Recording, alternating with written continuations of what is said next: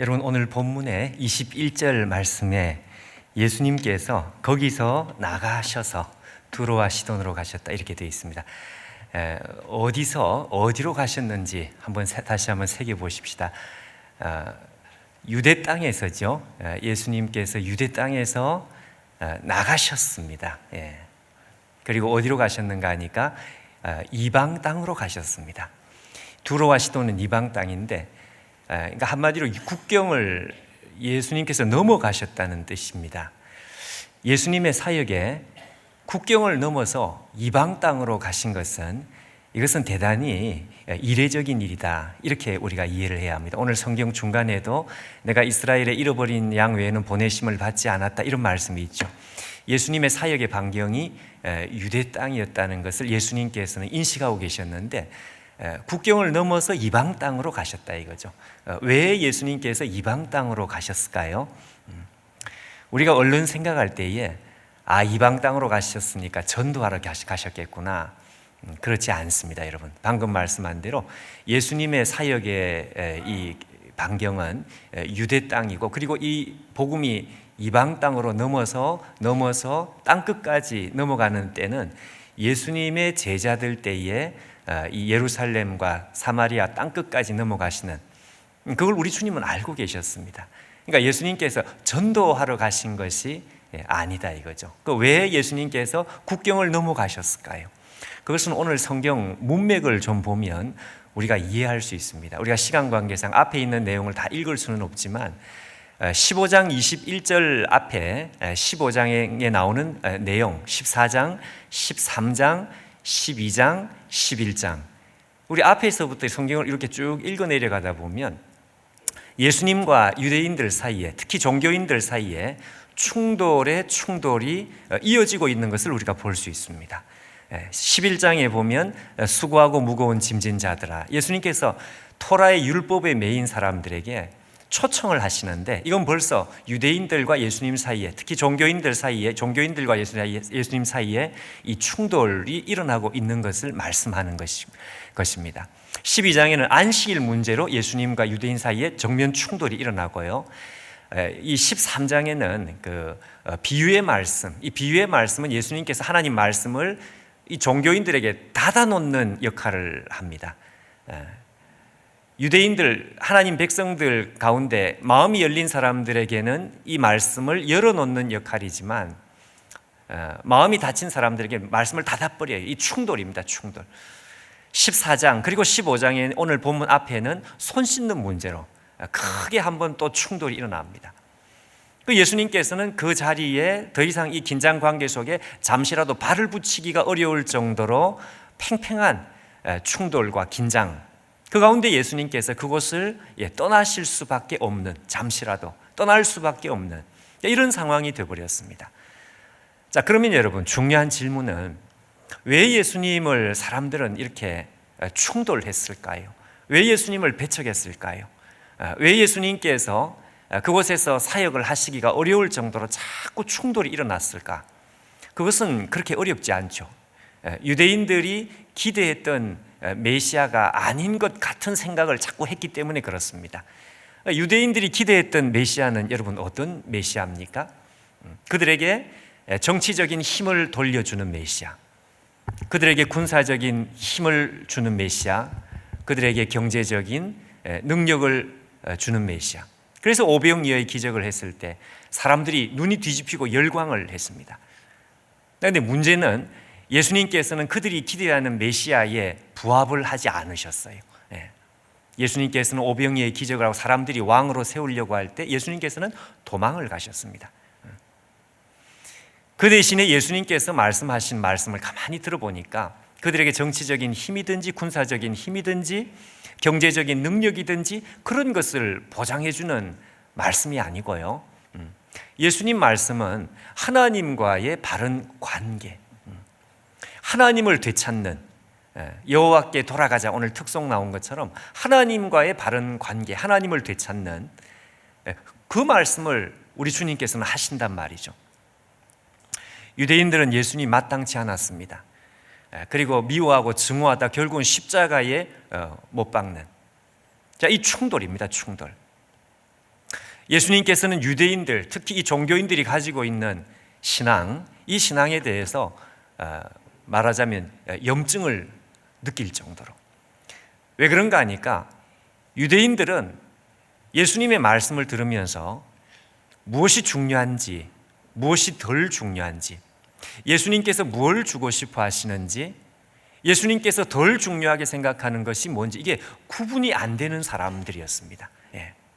다시 말하면 떡이 뭔지 부스러기가 뭔지 이게 구분이 안 되는 사람들. 예수님께서 이 충돌 가운데 그것을 잠시 떠날 수밖에 없는 이런 상황이라 이거죠. 자, 그때 우리 주님께서 이 이방 땅 국경을 넘어 들어와시던 지방에 한참 멀리 우리 주님께서 가신 그때에 세상에 이름도 알 수 없는 여자가요, 예수님 뒤를 따라오면서 엄청난 고백을 했습니다. 여러분, 여기 주 다윗의 자손이여 하는 이 말은 이거는 간단한 고백이 아닙니다. 유대인들도 이런 고백을 하는 사람이 그렇게 쉽지 않았습니다. 이거는 메시아에 대한 풀네임입니다. 풀네임, 완벽한 고백입니다. 이 주 다윗의 자손이요, 다윗의 자손이라면 여러분 잘 아시고, 근데 이게 다윗의 자손 앞에 있는 이 주라는 말이 다윗의 자손과 함께 나올 때 이 주라는 말은 단지 높은 사람, 상전을 말하는 것이 아니고요, 이것은 구약시대 신적인 메시아를 보내겠다고 약속하신 언약의 하나님, 여호와 하나님, 우리와 언약을 맺으신 하나님 자신, 그것이 여기 나오는 주라는 뜻입니다.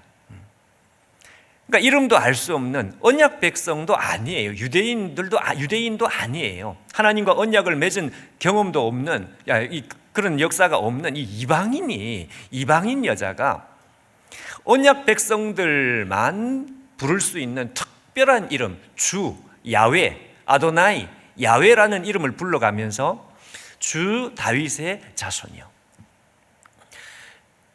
여러분, 저를 향해서 여보라고 부를 수 있는 사람은 한 사람밖에 없습니다. 두 사람 아니고요, 한 사람. 제가 길을 나가는데 누군가가 저에게, 저를 생판 알지도 못하는 사람이 저를 향해서 여보라고 소리를 지른다면 전 도망을 가야 될 것이고, 굉장히 이상한, 여러분, 언약 백성도 아닌 여자가 야훼, 언약 백성들이 부를 수 있는 그 남편에 해당하는 이름을 불러가면서 다윗의 자손이요, 하나님 보내시는 신적인 메시아 예수님을 그렇게 신앙 고백을 하고 있으니까 예수님께서 굉장히 충격스러웠던 것입니다. 예수님 주위에 있는 제자들은 예수님께 와서, 예수님, 시끄러워 죽겠습니다, 어떻게 좀 해서 보내십시다. 그때 예수님께서 한 말씀도 말씀하지 않아요. 가만히 계시다가 예수님께서 이 여자 속에 도대체 무엇이 들어있는지를 확인하기를 원하셨습니다. 그럴 수도 있겠죠. 믿음이나 그 마음에 무슨 그것은 아무것도 없이 그냥 앵무새처럼, 그냥 울리는 깡통처럼 그냥 따라하는 고백일 수도 있으니까요. 예수님께서 이 여자에게 질문을 하십니다. 자녀의 떡을 취해가지고 개에게 던지는 것이 마땅치 않는데, 자, 이거는 여러분 예수님께서 이 여인에게 무슨 심한 욕을 한 그런 것이 아니고, 이건 예수님이 처음 하시는 말씀이 아니고요, 이건 유대인들이 이방인들을 향해서 늘 하던 이야기입니다. 하나님을 인정하는 유대인, 하나님의 백성 유대인은 자녀고, 하나님도 모르고 하나님도 없이 살아가는 이방인들은 짐승과도 같은 사람들이다. 그래서 개와 같은 사람들이다. 예수님께서 그 유대인들이 하는 말을 가지고 와서 이 여인에게 질문을 하는 것이죠. 너는 혹시 자녀와 개라는 말을 들어본 적이 있느냐? 어떻게 생각하느냐? 여러분, 이때 이 여자가 두 가지의 대답을 합니다. 첫 번째, 오늘 성경에 뭐라고 되어 있는가 하니까 주여 옳소이다, 이런 말을 합니다. 자, 이 여자 속에 무언가가 있는 것 같아요. 왜냐하니까 이 여인의 첫 번째 대답이 심상치가 않습니다. 옳소이다 하는 말은, 예수님, 저 그거 인정할 수 있습니다. 하나님도 없이 하나님도 모르고 살아가는 인생은 짐승과 같은 인생이라고 저는 그렇게 생각합니다. 주여 옳소이다. 자, 근데 여러분, 이 여자가 예수님 앞에 대답하는 이 두 번째 대답이 이것이 압권이었습니다. 오늘 우리가 생각하는 것은 이 두 번째 대답인 거예요. 주여 올소이다. 그 다음에 이런 말을 했습니다. 개들도 제 주인의 상에서 떨어지는 부스러기를 먹습니다. 자, 여러분, 이 말은 쉽게 말하면 이런 말입니다. 예수님, 제가 당신에게 지금 부스러기를 달라고 하지 않습니까? 그 말이죠. 다시 말하면 예수님, 제가 당신에게 언제 떡을 달라고 했습니까? 부스러기를 달라고 하지 않습니까? 떡이든지 부스러기든지 제가 알기로는 하나님 한 분 외에는 이것을 줄 수 있는 분이 없다는 것을 알고 있기 때문에 나는 그 하나님께 나왔습니다. 제가 언제 당신에게 떡을 달라고 하던가요? 부스러기를 달라고 하지 않습니까? 자, 여러분, 지금 이 여자가 말하는 부스러기가 뭡니까? 어려운 질문일까? 아니죠. 생각해 보십시오. 지금 오늘 성경에 있는 그대로입니다. 이 여자가 예수님께 왜 나왔어요? 앞에 있는 말씀 그대로 자기 딸이 아마 흉악하게 귀신이 들려서 병이 들린 것 같아요. 흉악하게 귀신 들려 병 걸린 이 자기 딸을 고치기 위해서 예수님께 나온 것이죠. 그 고쳐달라고. 근데 이 여자가 하는 말이 예수님, 이거 부스러기 아닙니까? 제가 언제 당신에게 떡을 달라고 했던가요? 부스러기를 달라고 하지 않습니까? 이 여자가 말하는 부스러기는 병 걸린 거, 그거 고치는 거, 그거 고쳐달라는 거, 이거 자기가 보기에는 이거는 부스러기다 이거예요. 자, 그러면 여러분, 더 중요한 질문. 이 여자가 생각하는 부스러기의 반대의 개념, 이 여자가 생각하는 떡, 메인 디시, 이 여자가 생각하는 떡은 도대체 뭡니까? 어려운 질문일까요? 아니죠. 이 여자가 생각하는 떡은 이방인들로서는 감히 흉내내거나 상상도 할 수 없는 가치 있는 것, 귀한 것. 그것은 유대인들이 가지고 있는 특권 중에 특권이었습니다. 그게 뭡니까? 언약 백성이 가진 특권, 하나님 백성이 가진 특권. 하나님과 언약을 맺은 하나님 백성이 가진 특권이 도대체 뭐예요? 하나님을 내 아버지로 부를 수 있는 특권이죠. 하나님을 나의 남편으로 부를 수 있는 특권이죠. 여러분, 언약을 맺는다는 것은 상대방을 소유하는 것입니다. 신랑과 신부가 결혼을 한다는 것은 신랑은 신부의 소유가 되고 신부는 신랑의 소유되고 서로가 서로 자체를 얻는 것입니다. 통째로. 그러니까 하나님을 아버지로 부를 수 있는 특권이라는 것은 다르게 말하면 하나님을 말 그대로 소유할 수 있는 특권인 거죠. 하나님을 통째로 내가 소유할 수 있는, 하나님을 나의 하나님으로 부를 수 있는 그 하나님과의 관계, 영원히 끊어지지 않는 그 관계로 들어가는 것. 하나님 나의 남편이 되시고 내가 하나님의 자녀가 되고 영원히 그 하나님을 내가 통째로, 표현이 좀 죄송하지만 통째로 소유할 수 있는, 이것이 이 여자가 생각하는 떡입니다. 떡. 근데 여러분, 이 여자는 지금 자기가 떡이라고 생각하는 것에 대해서 예수님께 다른 말을 하지는 않지만 이렇게 둘러서 표현하는 가운데 이 여자의 속내, 다시 말해서 이 여자의 속마음, 자기가 도대체 무엇을 더 중요하게 생각하며 무엇을 덜 중요하게 생각하는지를 있는 그대로 어떻습니까? 표현을 한 것이죠. 표현을. 나에게 있어서 너무너무 어마어마하고 엄청나고 대단한 것, 그것이 무엇인지 떡이죠. 그에 비해서 덜 중요한 것, 있으면 좋지만 없어도 죽고 사는 문제는 아닌 그 부스러기죠. 그걸 예수님 앞에 둘러서요, 애둘러서 이거를 표현을 하고 있단 말이에요. 예수님, 제가 언제 당신에게 떡을 달라고 하던가요? 부스러기를 달라고 하지 않습니까? 부스러기, 이건 부스러기인데 주인은 한 분 하나님밖에 없는 거 아닙니까? 이러면서 예수님 앞에 요청을 하는 것입니다. 여러분, 이 여인은 자기 속에 있는 마음을 예수님 앞에 사실은 그대로 다 표현을 한 거나 마찬가지예요.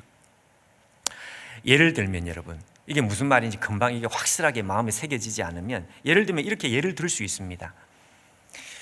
여러분, 저희 집사람이 어느 날 저에게 이런 말을 합니다.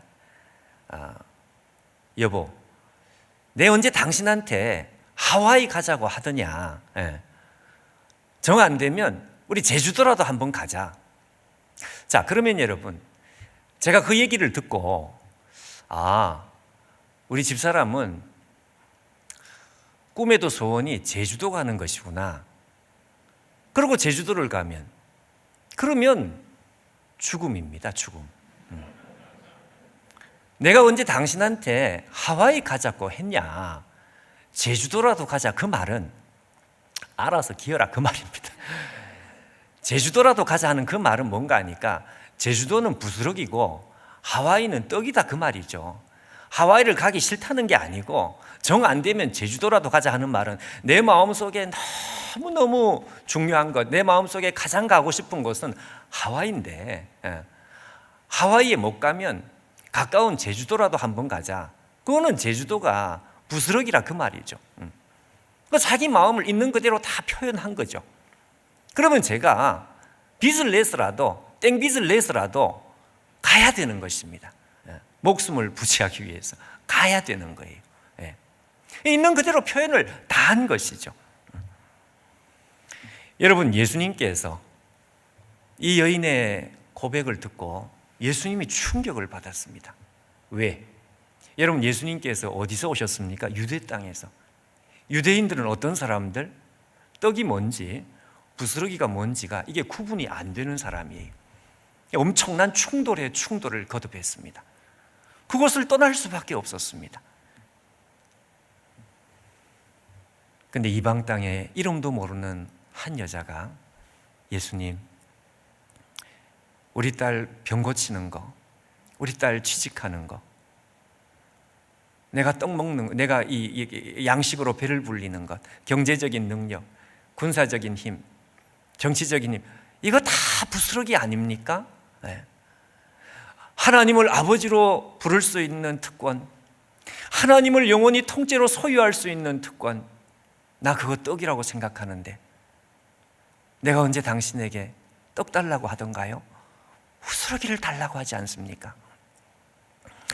예수님께서 이 여자의 고백을 들으시고, 여자야, 네 믿음이 크다. 유대인들은 이방인들을 향해서 개, 짐승, 근데 예수님이 보시기에는 그게 아니에요. 예수님이 보시기에 오히려 유대 종교인들이, 죄송하지만 개 같은 신앙, 짐승 같은 신앙. 왜? 구분이 안 되는 거죠. 구분이 안 되는 거. 뭐가 중요한지, 뭐가 덜 중요한지, 뭐가 생명인지, 뭐가 생명이 아닌지, 이게 구분이 안 되는 사람들. 예수님께서는 염증을 느꼈습니다. 근데 이방인 여자가 와서 예수님 마음에 감동을 주는 어마어마하게 중요한 정확한 신앙 고백을 하는 것을 들었을 때, 여자야, 네 믿음이 크다. 떡도 가지고 부스러기도 가지고 구원도 받고 하나님의 선물도 받고, 너는 다 가져라, 다 가져. 너는 다 가질 자격이 있다. 내 믿음이 너를 구원하였느니라. 여러분, 오늘 이 하나님의 말씀은 여러분 이 새벽 기도의 주제와 똑같습니다. 새로 고침. 하나님의 말씀은 우리에게 생애적인 질문을 하십니다. 여러분, 이 질문 앞에는 우리가 그냥 한순간으로 대답할 대답이 아닌 거예요. 하나님께서 우리에게 생애적인 질문을 하십니다. 그 생애적인 질문이 뭡니까? 오늘 본문 말씀 그대로죠. 사랑하는 아무개야, 너의 떡이 무엇이냐? 그리고 너의 부스러기가 무엇이냐? 너에게 있어서, 너의 인생에 있어서 떡이 무엇이냐? 너에게 인생에 있어서 목숨과 같은 것이 무엇이냐? 생명 같은 것이 무엇이냐? 그리고 부스러기와 같은 것이 무엇이냐?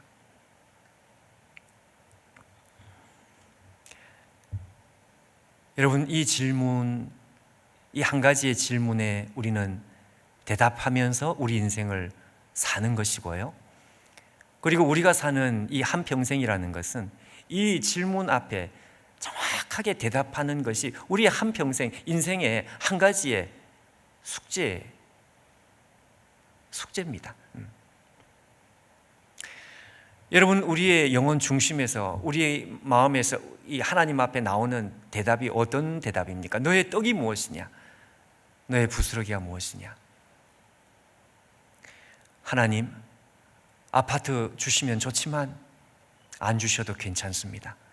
왜냐하면 저는 이미 모든 것을 다 가졌습니다. 내가 하나님을 아버지로 부를 수 있는 특권을 가졌습니다. 내가 하나님을 소유했습니다. 나는 모든 것을 다 가졌습니다. 그러므로 아파트 주시면 좋지만 안 주셔도 괜찮습니다. 왜냐하면 그것은 부스러기니까요. 여러분, 영국에 샌디 밀러라고 하는 존경받는 목사님이 있습니다. 이분의 글을 제가 보다가 이분이 이런 말씀을 했습니다. 자기 한평생에 하나님의 음성을 너무너무 확실하게 들었던 적이 자기는 3번 있었다. 거의 육성에 가까울 정도로 3번 음성을 들었는데 그 중에 제일 처음 하나님의 음성을 들었을 때가 언제냐? 그가 20대 아주 젊은 나이에 하나님의 은혜를 처음 제대로 받았을 때, 그야말로 복음을 제대로 깨달았을 때, 하나님을 제대로 만났을 때, 어느 학생 수련회에 가가지고 하나님을 만났는데 그 마음이 뜨거워가지고 이걸 견딜 수가 없었다 그래요. 그래서 혼자서 자리를 벗어나가지고 해변을 산책을 하면서 하나님과 교제하면서 기도를 하는데요, 자기 마음속에 이런 기도가 자꾸 나오더라 이거죠. 하나님, 저는 하나님이 너무너무 좋습니다. 지금 이 순간에 저에게 무슨 말씀을 하시든지 저 모든 것 다 순종할 수 있습니다. 죽으라면 죽을 수도 있습니다. 하나님, 저에게 말씀만 하십시오. 그때 하나님께서 샌디 밀러에게 너무너무 분명한 육성에 가까운 음성을 주신 것입니다.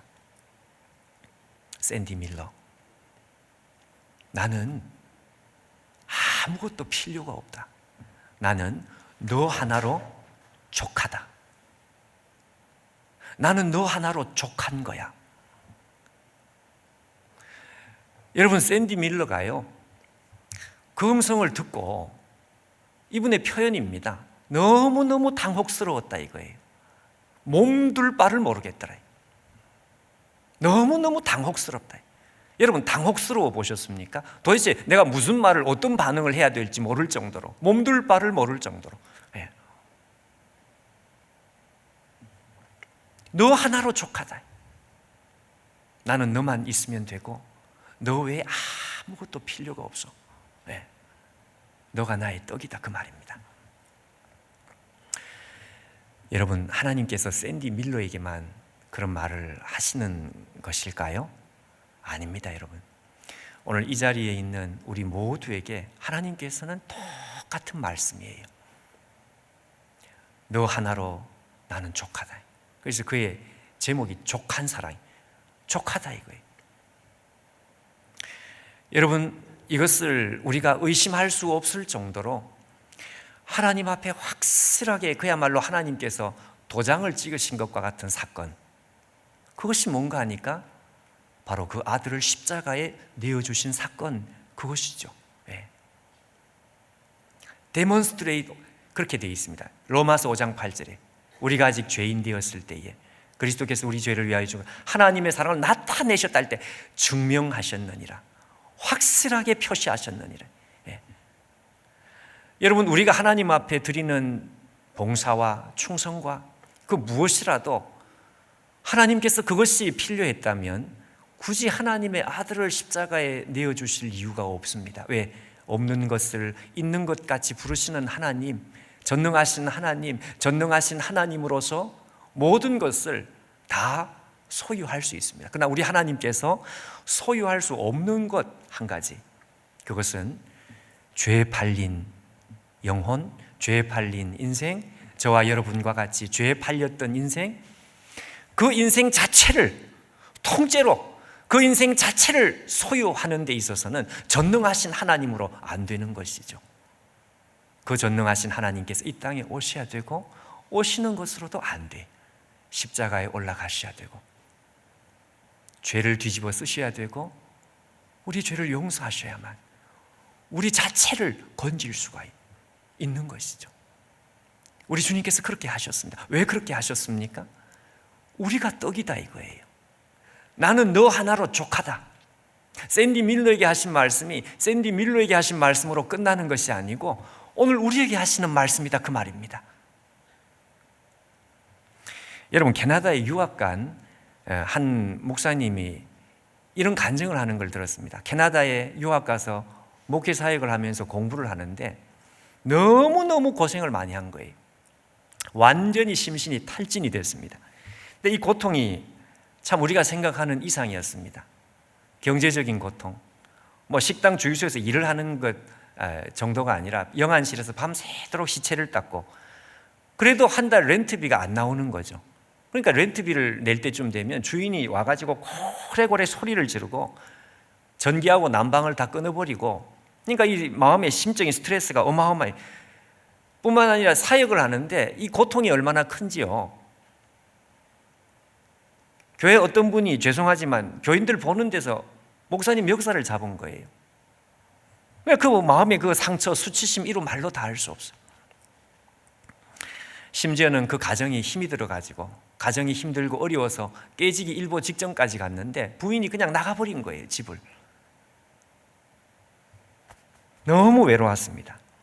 그뿐만이 아니고요, 이 사람 속에 있는 해결되지 않는 심적인 불안, 그의 말에 의하면 아버지 때문이었대요. 그 부친이 너무너무 엄격한 장로님이었습니다. 어릴 때부터 영화도 못 보고 음악도 못 듣고 하여튼 너무 율법적인 그런 아버지 밑에 자라가지고 뭐 커피도 못 마시고 하여튼 아무것도 못해요. 그렇게 자라가지고 이 사람은 불안증에 시달리는 원래 우울증이 있는 사람이었습니다. 그러니까 이 사람이 계속 자살 충동에 시달리는 거예요. 어느 날 아침에 이 사람이요, 눈을 떴는데 입에서 뭐가 얼얼하게 뭐가 이렇게 느껴지더라요. 이게 뭔가 싶어서 만졌는데 자기 어금니빨이었습니다. 어금니빨이 그냥 밤 자는 사이에 빠져가지고요, 이게 입안으로 그냥 돌아다니고 있는 거예요. 얼마나 충격이가. 그래서 이 어금니, 돌아다니는 어금니를 이렇게 만지는데 그 옆에 있는 어금니가 그냥 쑥 빠져버리더래요. 아, 이 사람이 그냥 거기서 충격을 받아가지고 병원으로 갔는데 이유가 없어요. 정말 말 그대로 스트레스예요. 자살 충동에 심각하게 시달리고 있습니다. 차를 몰고 절벽으로 가면 용기가 안 생겨가지고 그냥 브레이크를 잡고 그냥 거기에 얼굴을 쳐박고 우는데 하루는 더 이상 안 되겠다. 아주 독한 마음을 먹은 거예요. 그리고 그야말로 죽을 결심을 했습니다. 이 사람이 하는 말이 캐나다의 그 아파트는 우리나라 아파트하고 달라가지고 밖에서 열쇠 열고 들어오고 안에서도 열쇠를 열어야 나갈 수 있는, 그러니까 열쇠가 없으면 오갈 수 없는. 근데 이 사람이 그 없는 살림에 집에 있는 먹을 것을 전부 다 버렸어요. 왜? 죽으려고. 그리고 아주 추운 지방에서 먹을 수 있는 이 독한 술을 그냥 잔뜩 사와가지고 그냥 이거 먹고 의식을 잃어가지고 그냥 그 자리에서 그냥 그렇게 그냥 가야 되겠다. 그리고 자기 손에 가지고 있는 열쇠를 밖으로 집어 던진 거예요. 그러니까 완전히 결심을 한 거죠, 그냥. 예. 그러고 나서 시간이 하루가 지나고 시간이 이렇게 흘러가는데 시간이 어떻게 흘러가는지를 모르는 거예요. 그러고 나서는 그냥 의식을 잃은 것입니다. 그런데 여러분, 이 사람이 바로 그때에 아주 특별한 영적인 체험을 합니다. 이거 모든 사람들에게 일반화할 수는 없지만 이 사람이 독특한 영적인 체험을 합니다. 정신을 잃고 혼미한 가운데 있는데 어디에선가 무슨 소리가 들리는 거예요. 눈을 뜨니까 밤같이 어두운데 소리가 들리는데 폭포 소리 같기도 하고, 가만히 들어보니까 누군가가 우는 소리라요. 근데 그 울음소리를 가만히 들어보니까 처음에는 자기 육신의 아버지인 줄 알았어요. 그래서 그냥 이 사람이 거기서 아버지세요? 소리를 낸 거죠. 근데 아버지가 아닌 것 같아. 다시 귀를 기울이는데 이 소리가 점점 커지는데, 아, 육신의 아버지가 아니고 하나님이었다. 이 생각이 들었는데 그 생각이 들어오자 마음에 확신이 들어왔습니다. 하나님이셨구나. 하나님이셨구나. 그리고 나서 이 사람이 소리를 냈습니다. 하나님이세요?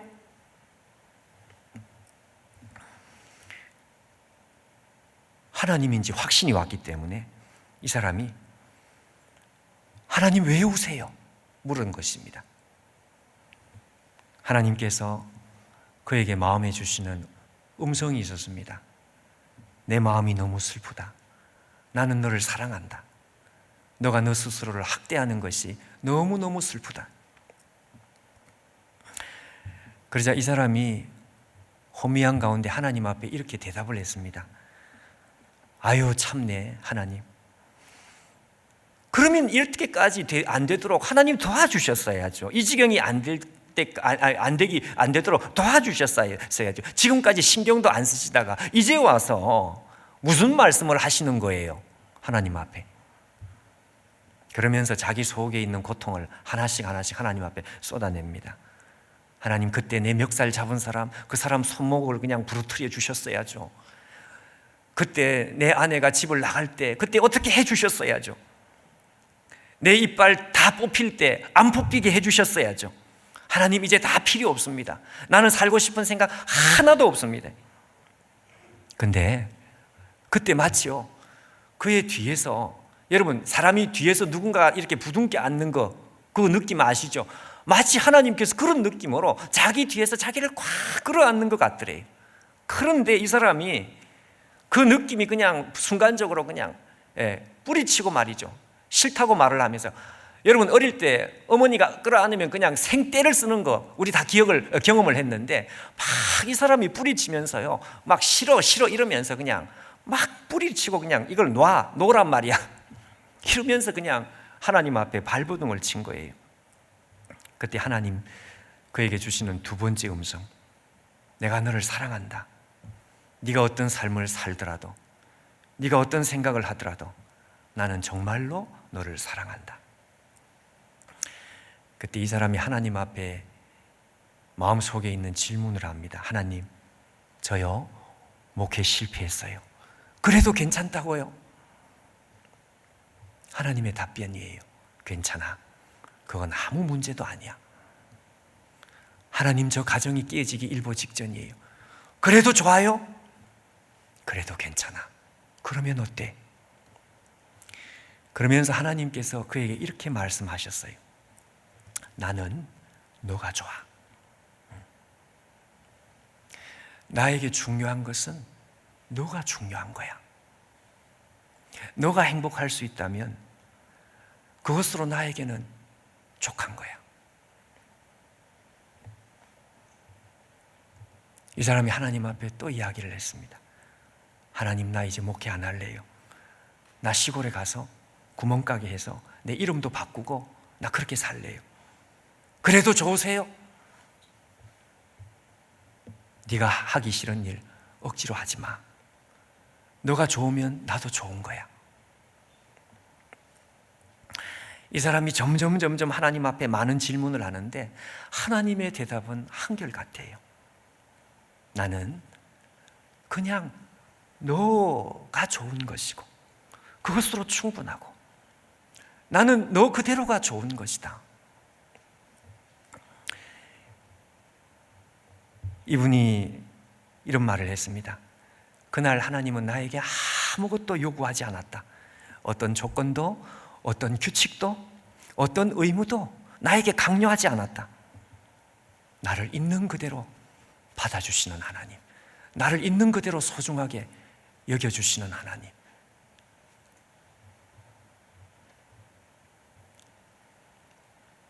너가 나의 떡이다 그 말입니다. 여러분, 너가 나의 전부다 그 말입니다. 너가 소중한 것이고 너가 나의 모든 것이다. 나머지 다 필요 없어. 전부 필요 없어. 그건 부스러기에 불과해. 여러분, 하나님께서 우리가 하나님의 떡이라는 사실을 증명하셨습니다. 그리고 나서요, 우리에게 요청을 하시는 것이죠. 요청을. 무슨 요청? 너도 나에게 그렇게 해달라는 것입니다. 내가 너에게 했던 것 똑같이. 하나님 당신께서 나의 떡이십니다. 하나님 당신께서 나의 전부십니다. 나머지 있으면 좋지만 없어도 괜찮습니다. 모든 것이 부스러기입니다. 내가 하나님을 아버지로 부를 수 있는 특권, 그게 나의 전부입니다. 그것만 있으면 나는 모든 것을 다 가진 것입니다.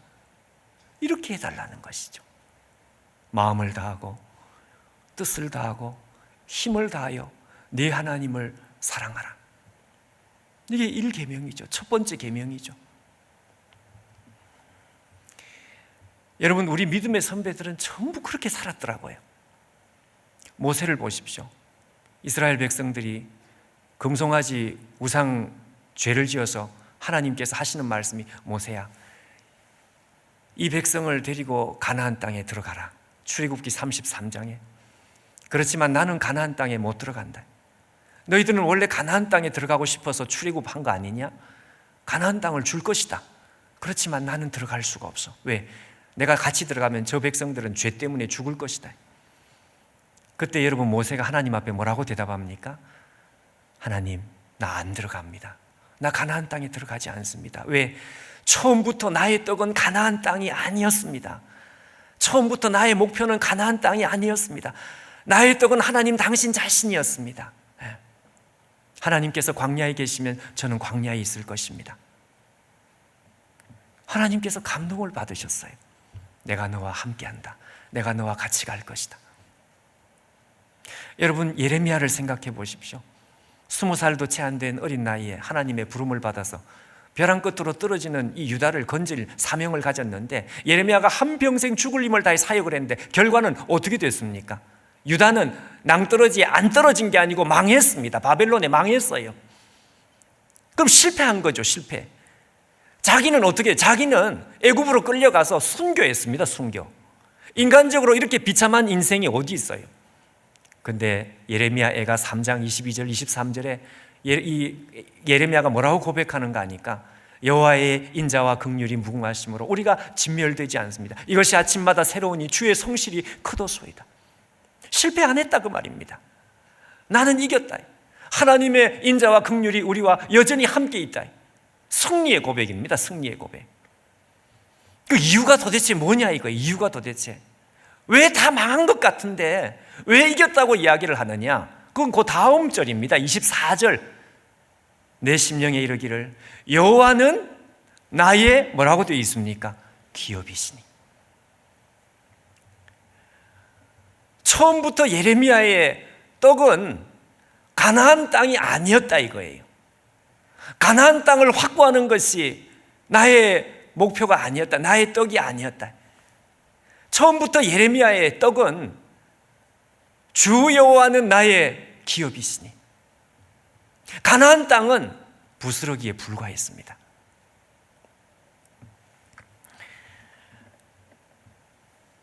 여러분, 오늘 하나님께서 우리에게 질문을 하셔요. 너의 떡이 뭐냐?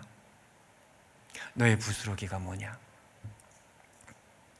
여러분, 혹시 햄스터 아시죠? 조그만한 쥐새끼 햄스터. 제가 이 햄스터를 기른 적이 있는데, 이 햄스터를 기르다가 보니까요, 아침에 어느 날 얘가 이만큼 목에 혹이 있어요. 2마리를 샀는데 1마리는 죽고 1마리가 남았는데 얘가 이만큼 혹이 있어요. 집사람이 저 햄스터 데리고 병원에 한번 가보라.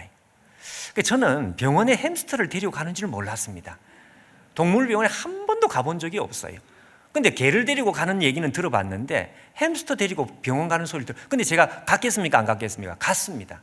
왜 갔느냐?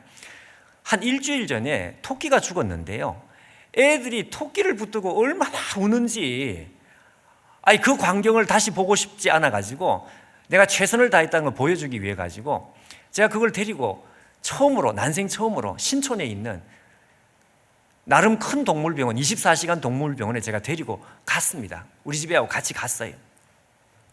집사람은 그 친정 간다 이러면서 저보고 그 숙제 내고 갔어요.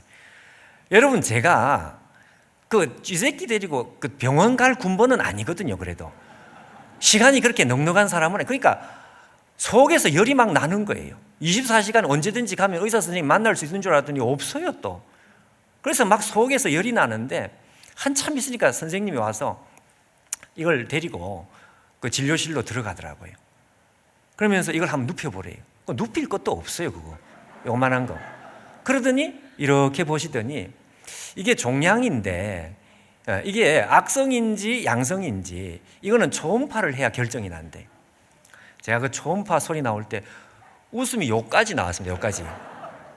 아이 세상에, 나도 비싸서 초음파 안 하는데 이놈 이 새끼 초음파 한다는 소리 난 처음 들었네. 근데 거기서 웃으면 신뢰가 될 것 같아가지고 제가 웃음을 두 주먹 불끈 쥐고 참았습니다. 그리고 제가 선생님한테 선생님 이거 그냥 악성인지 양 그거 중요한 거 아니고 적당히 그냥 약을 좀 주시면, 진통제 뭐 이런 거 좀 주시면 안 되겠느냐. 뭐 그렇게 하시죠. 한참 기다리니까 약이 나왔는데요. 제가 그 약값을 계산하면서 제가 충격을 받았습니다. 왜냐하면 그 14,000원, 제가 아직도 기억나요. 그 왜 충격을 받았느냐? 그 쥐새끼 그 7,000원 주고 샀어요, 제가. 어디서? 롯데마트 서울역 옆에, 바로 옆에 롯데마트. 그 제가 직접 7,000원 주고 샀다고요. 호주머니에서 14,000원을 꺼내내는데 이게 얼마나 아까운지, 이럴 줄 알았으면 내가 그냥 가서 새로 살 걸, 2마리 살 걸. 그래, 그거 들고 이제 나와서 문 열고 이제 나오는데요.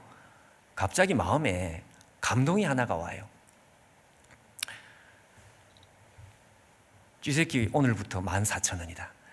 내가 7,000원 주고 샀지만 너는 오늘부터 누가 무슨 소리를 해도 너는 14,000원 최소한. 그건 내가 보증을 한다. 왜냐하면 내가 직접 냈다. 호주머니에서. 냈으니까 너는 14,000원. 그 다음에 하나님께서 마치 저에게 이런 질문을 하시는 것 같아요. 그럼 너는 얼마짜리냐? 너는 굉장히 비싼 인생이다. 그 마음에 감동이 오더라고요. 맞았어. 제가 그때 알았습니다. 가치라고 하는 것은 투자된 만큼 형성되는 것이 가치구나. 14,000원을 내면 얘는 오늘부터 14,000원. 하나님의 아들의 생명이 투자가 되면 그날부터 우리는 상상할 수 없는, 측량할 수 없는 가치가 우리에게 있는 것이구나. 그래서 제가 그 쥐새끼 들고 오다가 눈물이 났습니다. 여러분, 하나님께서 데몬스트레이션 하셨습니다. 말 그대로 증명하셨어요. 시위하셨습니다. 무슨 시위? 너가 나의 전부다. 그걸 못 믿겠으면 십자가 위에서 하나님의 아들의 생명을 도대체 왜 내어줬는지를 생각을 좀 해보라는 것입니다. 이걸 보고서도 너가 나의 전부라고 하는 하나님의 이 고백을 이해를 못한다면 그거는 안 된다 이거죠. 그리고 나서 우리에게 요청을 하십니다. 너도 나에게 그렇게 해달라. 하나님 당신께서 나의 떡이십니다. 하나님 당신께서 나의 전부십니다. 이 땅에서 나는 나머지 모든 것을 부스러기로 알고 살겠습니다.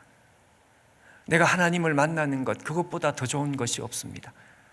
나는 하나님 당신 한 분을 전부로 여기며 살겠습니다.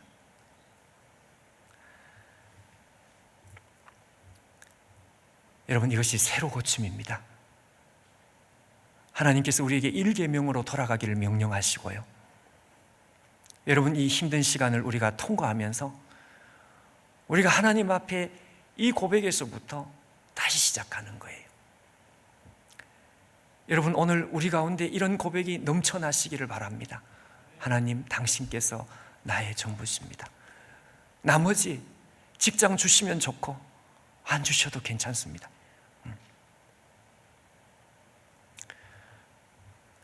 우리 시간 다 같이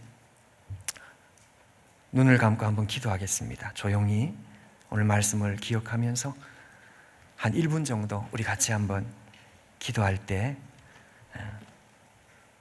하나님, 우리 하나님께서 우리에게 뭘 말씀하시는지, 뭘 요청하시는지 우리가 이해할 수 있습니다. 주님, 오늘 이 자리에서부터 우리가 정말 새로 고침 출발하기 원합니다.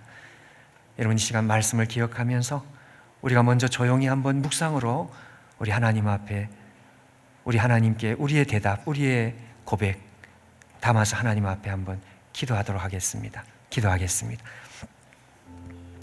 감사합니다.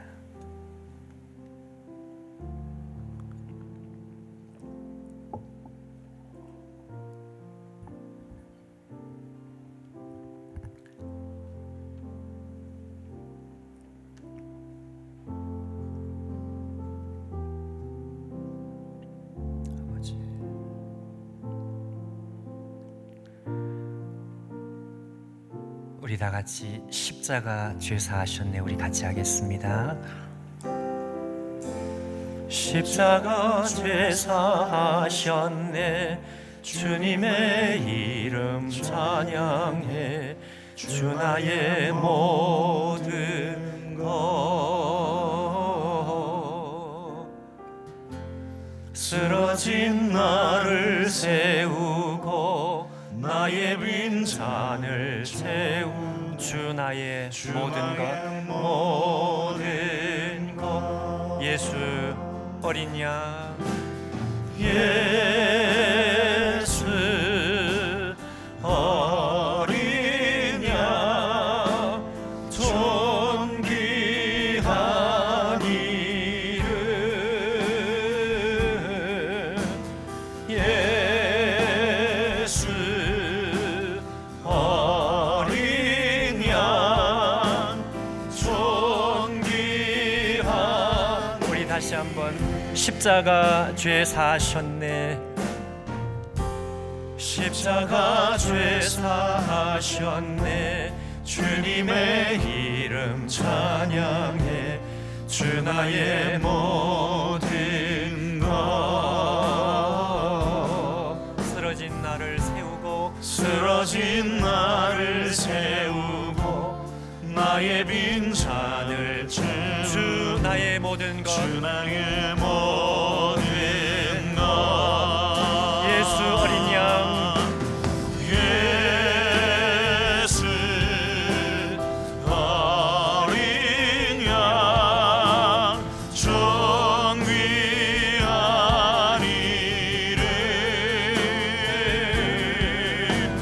예수 어린 양,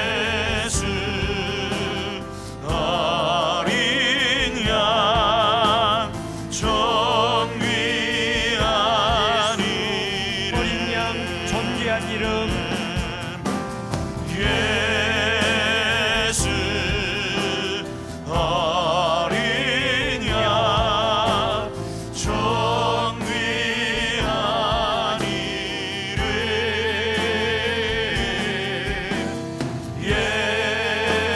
예수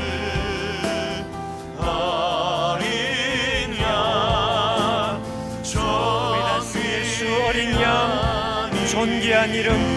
우리 두 손을 높이 들겠습니다. 예수 어린 양, 존귀한 이름, 예수 어린 양, 우리의 존귀하신 이름 예수님, 예수 어린 양, 존귀한 이름, 예수 어린 양, 존귀한 이름,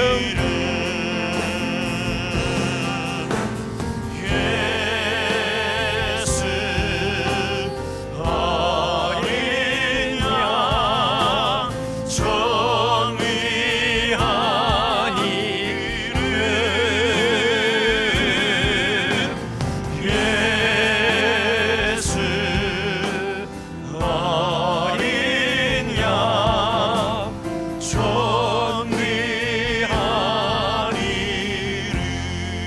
우리 이 시간 다 같이 한번 주여 간절히 한번 부르고 통성으로 기도하겠는데, 이 시간 우리가 함께 기도하면서 여러분, 이 새벽 기도의 주제입니다. 새로 고침입니다.